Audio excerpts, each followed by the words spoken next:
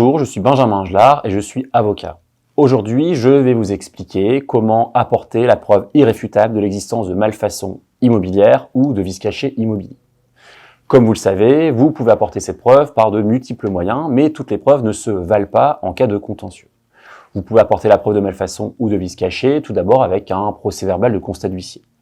Vous pouvez également apporter cette preuve en demandant votre assurance immobilière de venir expertiser votre bien immobilier. Votre compagnie d'assurance va rendre ce qu'on appelle un rapport d'expertise amiable.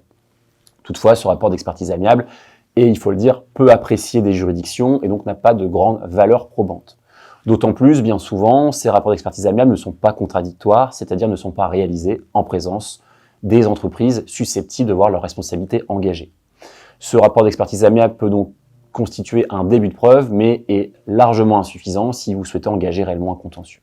La seule possibilité réellement de maximiser les chances de succès d'une action indemnitaire, vous ne pouvez pas y couper, c'est de mettre en place ce qu'on appelle un référé expertise. Un référé expertise, c'est saisir le président du tribunal judiciaire compétent, donc du lieu d'implantation de votre bien immobilier, et de demander la nomination d'un expert judiciaire.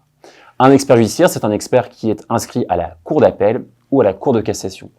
Cet expert va être nommé par le président du tribunal judiciaire et va avoir pour mission de se rendre sur les lieux, c'est-à-dire chez vous, d'expertiser le bien immobilier, de rendre ses opérations d'expertise contradictoires, c'est-à-dire qu'il va convoquer l'ensemble des parties et des entrepreneurs, propriétaires, entrepreneurs, sous-traitants, et cet expert judiciaire va dire s'il existe ou non des malfaçons ou des vices cachés.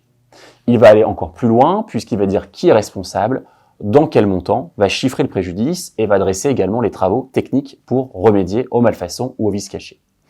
Une fois que vous serez en disposition de ce document d'expertise judiciaire, vous aurez une preuve irréfutable des responsabilités et vous n'aurez aucune difficulté pour soit négocier une indemnisation, soit attaquer en responsabilité le promoteur ou l'entrepreneur. Autrement dit, ne faites pas l'économie de ce référé expertise qui est un élément indispensable pour mener avec succès une action indemnitaire en matière de vices cachés ou de malfaçon immobilière. C'est un sujet qui reste malgré tout complexe et n'hésitez pas à faire appel à mes services si vous avez besoin d'informations complémentaires à ce sujet.